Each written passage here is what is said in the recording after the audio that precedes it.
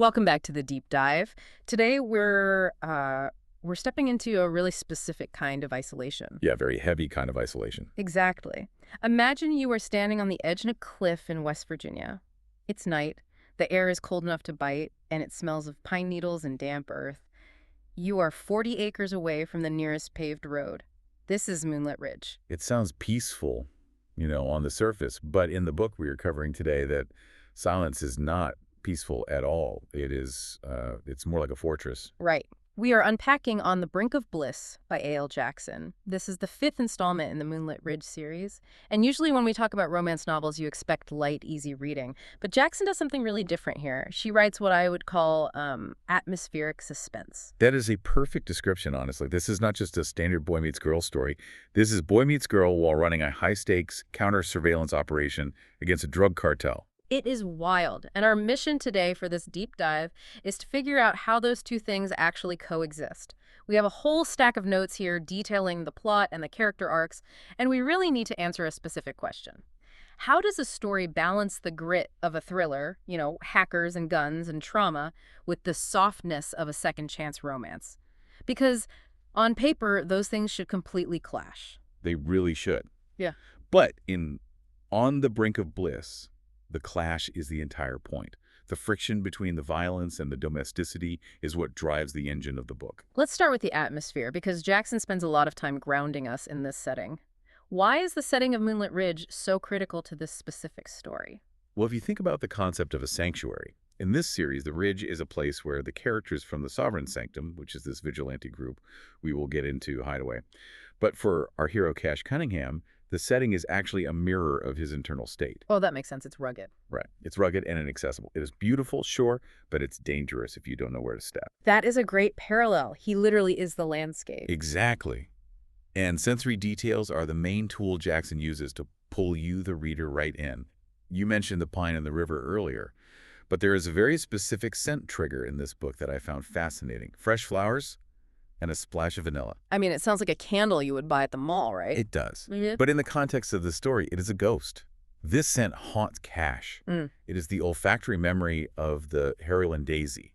In literature, we call this a sensory anchor. A sensory anchor. Yeah. Every time that scent appears, it cuts through the darkness of his current life, and it just yanks him back to a time when he was innocent. So it's not just a perfume choice. It is a narrative device to show us he has not moved on at all. Precisely. It signals to you right away that despite his gruff exterior, he is still completely tethered to her. Okay, let's talk about that gruff exterior for a second. We need to meet the man living in this cabin, Cash Cunningham. Cash is, well, he is a lot. If you looked at his resume, it would be terrifying. He is a high-level hacker for Sovereign Sanctum. And for anyone who has not read the previous 4 books, how should we understand Sovereign Sanctum? Are they the good guys? That is the million-dollar ethical question, really. They function as a sort of white hat meets vigilante organization. Right. They exist to protect women and children who have slipped through the cracks of the legal system, victims of trafficking or abuse or cartels. So their goals are noble. But their methods are Violent. Their methods are very violent. They operate completely outside the law. So Cash is a guy who sits behind a computer screen, right? He's the guy in the chair. You would think so, given the hacker title. But no. He is built like a linebacker. He is covered in tattoos. He carries a gun everywhere he goes, even on his own private property. And he refers to himself repeatedly as a monster. I want to push on that a little bit. The I am a monster trope is pretty common in romance, specifically in the dark romance subgenre. Is he actually a monster, or is this just self-flagellation? That is the core tension of his entire character arc. He believes he is a monster because his life is filled with what he calls chaos, blood, and carnage. He sees the absolute worst of humanity every single day through his work tracking down predators. And when you spend all day looking into the abyss, you start to feel like the abyss is inside you. When you gaze long into an abyss, the abyss gazes also. Nietzsche. Spot on. Cash believes he is permanently stained by his work. But there is also a past element to this. He used to be known as Heartbreaker back in high school. Which honestly just sounds like a charming, generic jock nickname. It was back then. He was the golden boy, the football star. But now he reinterprets that name literally. He believes he breaks everything he touches. He thinks he is fundamentally destructive. So we have a man who has isolated himself on 40 acres of land, basically, to protect the world from him. Yes. He calls it isolated bliss, But the text makes it very clear it is a prison of his own making. He is incredibly lonely, but he views his loneliness as a necessary penance for his past sins, which we find out are mostly about leaving Daisy behind. Speaking of Daisy, let's bring her into the ring. If Cash is the monster, who is Daisy Adair? Daisy is the wallflower. That is her explicit nickname in the text. She is the complete foil to his darkness. But Wallflower sort of implies she is passive. Is she passive? On the surface, maybe. She is shy, she is sweet, she is running from an abusive ex-husband and has somehow gotten tangled up with a really bad drug dealer named Kent Ellison. She is terrified. But, and this is why the character really works, she possesses what I call endurance strength. Endurance strength. What do you mean by that? While Cash has active strength, right? Aggression and violence and hacking. Daisy has the strength to just keep going when the world is actively crushing her. Because she is not just running for herself, she is running for her cubs. She has 3 kids, Addie Collin and the 3-year-old Chaos Agent Eva. And that changes the stakes entirely for the story. In a typical romance, the hero just has to save the girl. Here, Cash has to save an entire family unit. This adds a really wonderful layer of found family to the romance. Daisy is not just a woman he desires. She is a mother fiercely protecting her children. So we definitely have the classic grumpy sunshine dynamic set up here. We do, but I would argue it's a lot more nuanced than that. It is really traumatized protector meets traumatized survivor. They're both broken, but their broken edges fit together like puzzle pieces. Let's move to how these two collide. Because the inciting incident in this book is incredibly cinematic. It feels like a movie scene. Their river reunion. It is iconic. Set the stage for us. What is happening right before they see each other? Okay, so Cash is in a really foul mood. He is stomping through his woods with his dog, Duke. He's on high alert because he is actually working a case. He is hunting for a missing woman named Elena, and he is tracking this drug dealer, Kent Ellison. So his adrenaline is already spiked. He is not in lover mode at all. He's in killer mode. He thinks he hears an intruder right on his land. Yes, he hears a rustle. He creeps down to the riverbank with his hand on his weapon, expecting a threat. He is fully expecting a fight. And instead, he finds a naked woman bathing in his river. A naked woman holding a bar of soap. It is such a vulnerable domestic object to have in the middle of this rugged wilderness. And initially, he does not recognize her. He is just angry that his solitude is broken. Right. He is furious. But then she turns around, and this is where Jackson hits us with a physical description. Cornflower-colored eyes that are nearly purple. There is that sensory anchor again. First the vanilla, and now the eyes. It stops him dead in his tracks. The text describes it as a physical blow. It snaps him completely out of the present, out of the danger and the darkness, and instantly transports him back to West Virginia. He knows those eyes immediately. But Daisy does not swoon. She is terrified. She's mortified. Yeah. Imagine the situation you're in. You are bathing in a freezing river. You think you're totally alone, and suddenly a tattooed giant with a scowl is staring at you. She drops the soap, she tries to scramble up the muddy bank, and she slices her foot on a rock. And this is the exact moment that defines their dynamic for the rest of the book. It really is. Because despite his anger, despite telling himself he is a monster, what does Cash actually do? He catches her. He instinctively rushes forward to save her from falling. The monster reacts with protection, not aggression. And when they finally touch, Squirms scorches. classic electric chemistry. But then the reality crashes in. The scene shifts from romantic tension to something else entirely, because a little voice speaks up from the riverbank. Eva, the 3-year-old. And this is just brilliant pacing from Jackson. We go from high threat with the intruder to high lust with the naked reunion to unexpected comedy. The kids are not scared of Cash at all. That was my absolute favorite part. You have this guy who terrifies drug lords for a living, and a 3-year-old just looks at him and asks, "Do you have a dog?" It completely disarms him. And Colin, 5-year-old, thinks they're playing hide and seek. He says something like, "I think we already lost because he found us." What does this do to Cash psychologically? Because he is standing there staring at his ex-love and 3 innocent kids. It triggers his absolute deepest fear. He looks at them and thinks, "I am contagion." He truly believes his darkness will rub off on them. He wants to push them away immediately to save them from himself. But he cannot do it. Daisy plays her ace card. She basically begs him. She says, "I am in trouble, Cash. Really bad trouble. And you are the only person I can trust." And that hook is impossible for a character like Cash to ignore. His protector programming completely overrides his loner programming. He agrees to take them in, but he does it very begrudgingly. He sets strict boundaries. He says it is temporarily. Temporarily, the biggest lie in romance history. Always. But before we follow them back up to the cabin, we really have to pause and look backward. Because you mentioned earlier that they are not strangers. This is not a random encounter in the woods. No, they have history, very deep history. The book uses flashbacks to peel back the layers of their relationship back in West Virginia. And honestly, the backstory is pure sugar. It is the sweetness that makes the bitter present palatable for the reader. Tell us about the window routine. This is the foundation of their friends to lovers arc. As teenagers, Daisy would climb a tree outside Cash's house to sneak into his second-floor room. And they were not doing anything illicit up there. No, that is the beauty of it. They just sat on his twin bed, they ate red vines and M&Ms, and they watched movies. Red vines, not Twizzlers, Yeah. red vines. It is a very specific detail, and it matters. It grounds them. It shows they did not need money or fancy dates or anything performative. They just needed each other's presence. Why was this so significant for them back then? You have to look at their social standing in the high school. Cash was the heartbreaker. He was the popular athlete everyone wanted to be around. Daisy was the invisible girl. But in that room, the hierarchy completely vanished. He made her feel seen, and she made him feel safe to just be soft and not have to perform. There is a mention of him dedicating a touchdown to her, which is just peak high school romance. It really is. But there is also shared trauma there. Daisy lost her mother during those years, and Cash was the one who held her while she cried. That creates a bond that goes way beyond just a high school crush. It is a trauma bond in the positive sense. They were each other's only safe harbor in a really terrible storm. So when Cash left town, when he abandoned her in her eyes, it was not just a teenage breakup. It was a massive betrayal of that safety. Exactly. Daisy felt completely discarded. But the reader learns that Cash left because he felt his life was spiraling. He was getting into fights and getting into trouble, and he wanted to spare her from being dragged down with him. He left to protect her, but he broke her heart to do it. Which brings us right back to the present day. He is taking her to his cabin, and this cabin is not just a house, is it? Oh, no. The cabin is essentially a character in the story. Describe it for us. What does it look like? It is described as basic and plain and so beautiful. It has a pitched roof and a porch, and it is totally hidden in the woods.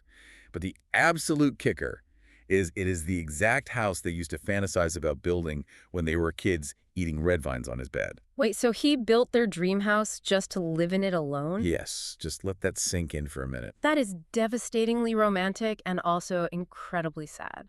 It is the ultimate symbol of yearning. He built a literal monument to the life he thought he could not have. Every log in that wall is a testament to the fact that he never, ever stopped loving her. Does Daisy realize this when she walks in? She recognizes it immediately, and that ramps up the tension so much, because now they are forced to live in a physical manifestation of their lost future. Forced proximity, the absolute bread and butter of romance novels. It is so effective because it strips away the ability to hide. You cannot avoid your ex when they are sleeping in the next room and their kids are eating cereal at your kitchen table. Let's talk about that collision of worlds. You have Cash the hacker hunting a cartel, and then you have cereal and cartoon. The domesticity weaponizes Cash's vulnerability. Yeah. There's a great scene where he is trying to work, trying to be the hardened criminal, and Eva asks him to read a bedtime story. And he tries to say no to her. He tries. Yeah. But 5 minutes later, he is not just reading the story, he is doing the voices. He is literally roaring like a lion for her. The grumpy giant completely crumbles. He realizes that his monster shield is totally useless against innocence. And so he starts to channel his protective nature into physical acts of service instead of violence. He spends an entire day building a railing for the porch so the kids will not fall. That is such a traditionally masculine way of showing love. I cannot tell you I love you, so I will ensure your structural safety. It is. It is acts of service language. He is literally reinforcing their safety. He is thinking, if I cannot be a good man, I can at least be a useful man. This is all very domestic, but we cannot forget the looming threat. Daisy's ex and the dealer Ken Ellison are still out there looking for her, so Cash comes up with a strategy to handle the legal side of things, the fake engagement. Ah, yes, the legal shield. Walk us through this logic. Why propose? The logic is that if they are married, Cash has legal standing. He can protect her and the children from the ex-husband's custody claims or any legal maneuvers he might try to pull. It is presented entirely as a tactical decision. But it is never just tactical, is it? Never. The fake engagement trope is a beloved for a reason. It forces the characters to play act their deepest desires out in the open. They have to hold hands, they have to wear rings, they have to call each other fiancé in front of people. Speaking of rings, he does not just go buy a prop ring from a pawn shop. No, he gives her his own mother's ring. That is a massive emotional tell. You do not give a fake fiancé your dead mother's heirloom jewelry unless you desperately want it to be real. But he still frames it as just pretending to her face. He has to. If he admitted it was real, he would have to admit he is worthy of her, which he is absolutely not ready to do yet. So the fake label is a safety blanket for his ego and his fear. It allows him to be close to her without the risk of rejection or the guilt of ruining her life. So now they are engaged. And that means Daisy has to go meet the family. Or rather, the Sovereign Sanctum crew. This is a really crucial section of the book because it expands the world outside the cabin. We finally meet the other members of the team. Silas, who is the intense president still looking for his sister. Otto, the big jovial guy. River and Theo. And Daisy is expecting a gang of thugs, right? She is. Yeah. And let's be honest, they kind of look like thugs. But then we get the picnic scene. A picnic. With watermelons. It is a scene of jarring normalcy. You have these huge, dangerous men, but Otto is just sitting there holding a baby. The kids are playing in the grass. It completely disrupts Daisy's prejudice against them. It also challenges the reader's perception, I think. We see that these quote-unquote monsters are capable of profound love and gentleness. Exactly. It reinforces the theme of the whole series that you can live in the dark but still face the light. And the women, the partners of these men, are so vital here. Raven, Piper, and Charlie. The Valkyries, as the fandom calls them. They immediately swarm Daisy. There is no cattiness at all. There is no judgment. It is instant acceptance. They help her get ready for the wedding later, and they see right through Cash's grumpy act from minute one. Raven has a really great moment where she basically calls Cash out. She points out that Cash is finally alive again. She validates the relationship to Daisy. For Daisy, who has been so isolated by her abuse, this community is everything. It makes her feel like she finally has an army behind her. Okay, so the pressure is building. They are living together. They are fake engaged. The community is cheering them on. We need a release valve for all this tension. And that gives us the kitchen scene. Break that down for us. What happens in the kitchen? This is the turning point in the novel. Up until now, Cash has been resisting. He has been the one putting up walls and setting the boundaries. But in the kitchen, Daisy just shatters them. She stops being the victim running away. She does. She corners him. She admits out loud that she needs him. But she clarifies that she does not just need a bodyguard or a shield. She needs him. She says, I am finished being afraid. I wanted to live. That is a really powerful distinction, survival versus living. It is. She initiates the shift from friends to lovers. She claims total agency over her own body and her own desires. And Cash just crumbles under that. He confesses he has been starving for her. And he uses this incredible line, paradise smack in the middle of hell. That basically sums up his entire existence, doesn't it? It does perfectly. Yeah. She is the paradise. His life is the hell. And he is finally willing to let the paradise in, even if he still thinks he does not deserve it. So they head to the courthouse to make it official. The wedding. Daisy wears a dress that Cash actually picked out. It is an intimate setting, but the vows the judge asks for, the I do, and Cash's response is described as gruff and hard. Why is it described as hard? Because he is terrified. He is telling the absolute truth in the middle of a fake ceremony. The weight of that truth is crushing him in that moment. But then the kiss happens. And Jackson writes that he kisses her like he fucking meant it. The profanity there is really important to the tone. It implies raw, unfiltered emotion. It is not a polite legal pack. It is a claiming of her. And then the motorcycle ride home right after. This is one of my favorite images in the whole book. Daisy is on the back of the bike, wrapping her arms around him, holding on for dear life. It symbolizes the absolute trust she places in him. Speed and danger all around them, but she feels absolute security because she is with him. Which brings us to the wedding night back at the cabin. The sun is setting. You have the scent of pine and leather filling the room. This is the consummation of the relationship, but Jackson writes it as a confession. It is not just about the physical act of sex. It's about emotional bearing. Cash confesses that he is shattered by her. That word shattered is so evocative. Usually we think of being shattered as a terrible thing, a destructive thing. But for Cash, he needs to be shattered. His armor needs to be broken so he can actually feel things again. And this connects directly to the title, right? On the Brink of Bliss. Exactly. Cash has been living on the brink of destruction for years. But Daisy brings him to the brink of bliss. He realizes that bliss is not a joke like he thought in the beginning when he called his isolation bliss. It is real, and it is right there in his arms. He says to her, "You are nothing but bliss." It is the exact moment he accepts his own redemption. But because this is a romantic suspense thriller, we cannot just stay in the bedroom. The world outside is burning, or rather the world inside is about to burn. The external threat finally manifests.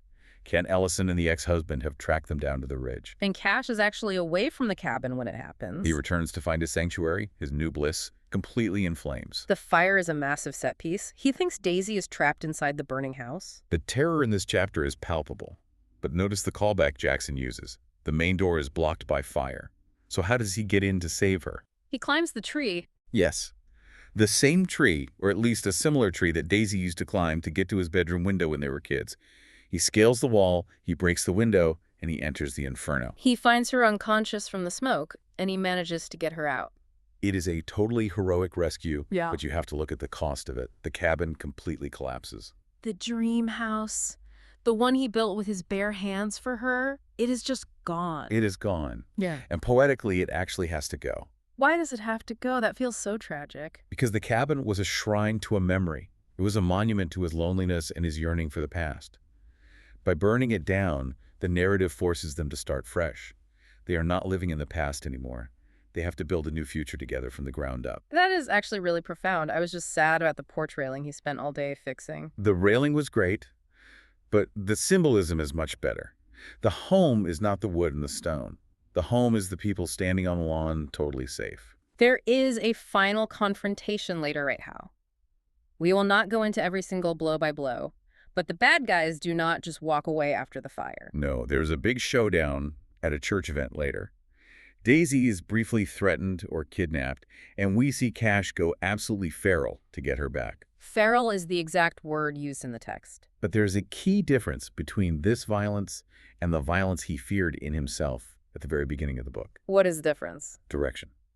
Before he feared his violence was random or a sign of his deep corruption. Now it is entirely focused. He realizes, all my dark will stand in front of every threat, so you can shine all your light. I love that line. He accepts his darkness as a tool for good. He stops fighting himself and starts fighting for her. It is complete psychological integration. He accepts that he can be a monster to the bad guys and an absolute savior to his family. So the dust settles, the bad guys are dealt with, the cabin is ash. Where do we leave them at the end of the story? We get a really beautiful epilogue showing their rebuilding phase. They're building a new house, right? A new home. And the kids are thriving now. Addie is picking out her own room colors. The trauma of their past is finally receding. And there is a big surprise. A pregnancy reveal. Daisy and Cash are expecting a baby of their own. Cash's reaction to that news is pretty enthusiastic. To put it mildly. But think about what a baby represents for a man like Cash. He spent years thinking he was death. A baby is pure life. It is the ultimate proof that he is not cursed. And we also get a loose end tied up for Daisy. Her sister Hadley is found alive. Which is a very nice setup for future books in the series, but for Daisy it heals that old wound of abandonment. She is not alone anymore. She has her blood family back too. The final image of the book really stuck with me. It is the family gathering. The football game on the lawn. Cash Cunningham, the washed-up high school quarterback, picks up a football. It is a full circle moment. He lost his football dreams and his girl when he left West Virginia all those years ago. Now he's on the lawn throwing a perfect spiral. But he is not throwing it for a scout or a college scholarship. He is throwing it to his son. Well, his stepson, but they are his kids now. He is playing for joy.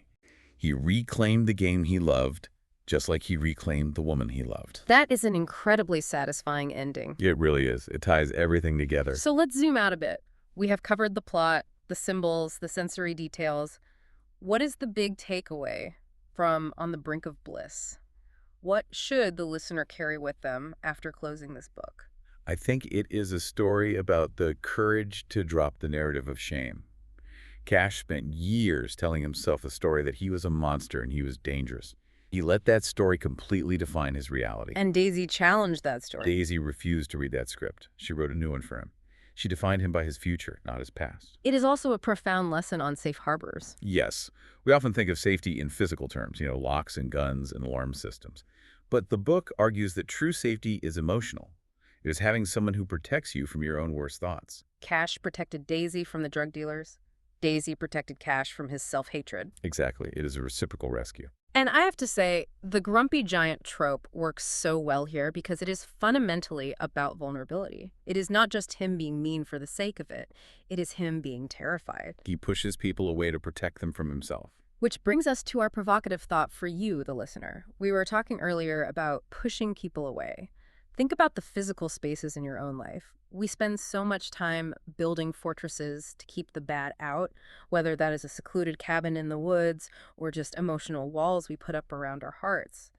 But if your fortress burned down tomorrow, who are the people standing in the ashes with you? Because maybe the very walls we build to protect ourselves are actually the things trapping us, and true safety is just having the courage to stand in the open with someone else. That is a powerful way to look at it. Sometimes the best thing that can happen to your walls is for them to fall down. Well, on that note, I think I need to go find some red vines. A very solid choice. Wait, before we wrap, we really have to acknowledge the red vines one more time. It is such a wonderfully specific candy choice. It is. It is tactile. Yeah. You have to peel them. You can use them as a straw if you're a kid. It is cheap. It is totally accessible. That is the key. Yeah. They were not eating Godiva truffles in that bedroom. They were eating gas station candy. It grounds their love in reality. It is not some fairy tale romance.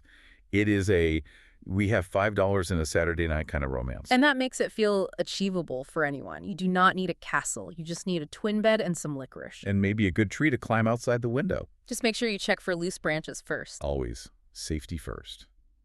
Thank you all for listening to this deep dive into the woods of Moonlit Ridge. We hope you found some bliss in the discussion today. Until next time. Keep reading, and we will see you on the next deep dive.